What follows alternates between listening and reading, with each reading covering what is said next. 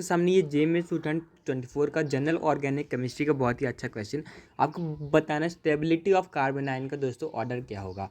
जब दोस्तों आपको साइक्लिक कंपाउंड दिखे और उनमें आपको डबल बॉन्ड दिख जाए तो सबसे पहले आपको स्टेबिलिटी के लिए चेक करना होती है एरोमेटिसिटी। एरोमेटिक दोस्तों आप जानते हैं सबसे ज़्यादा स्टेबल होते हैं, एंटी एरोमेटिक आपके सबसे ज़्यादा अनस्टेबल होते हैं। तो दोस्तों एरोमेटिक में आपको कुछ चीज़ें देखनी होती हैं कि जो कंपाउंड है वो सबसे पहले साइक्लिक होना चाहिए और प्लेनर होना चाहिए, यानी कि उसका दोस्तों हर कार्बन जो है आपका sp2 हाइब्रिडाइज होना चाहिए। हाइपर कॉन्जुगेशन जैसे कि दोस्तों pi sigma negative charge, pi sigma pi, ये पूरे रिंग में फैला हुआ होना चाहिए।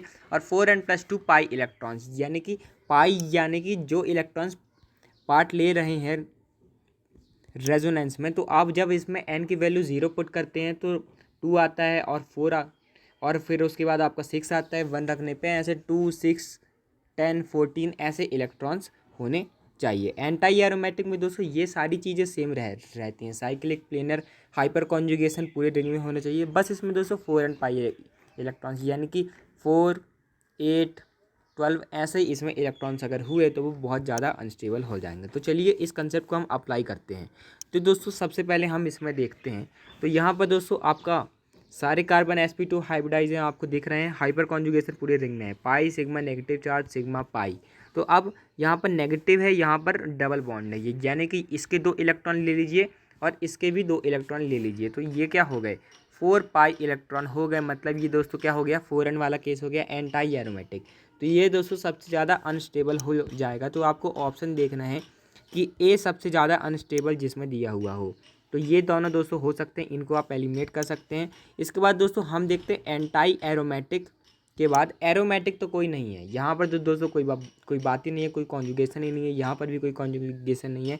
यहाँ पर दोस्तों आपको अच्छा कॉन्जुगेशन देखने को मिला, negative charge sigma pi sigma negative charge. तो अब आप देखिए यहाँ पर आपको 2 इलेक्ट्रॉन्स ये दिख रहे हैं जो कि रेजोनेंस में पार्ट ले रहे हैं, ये 2 इलेक्ट्रॉन्स हैं और ये 2 इलेक्ट्रॉन्स हैं, यानी कि आपके 6 इलेक्ट्रॉन्स यहाँ पर मिल गए, यानी कि ये दोस्तों आपका एरोमेटिक आपका हो गया।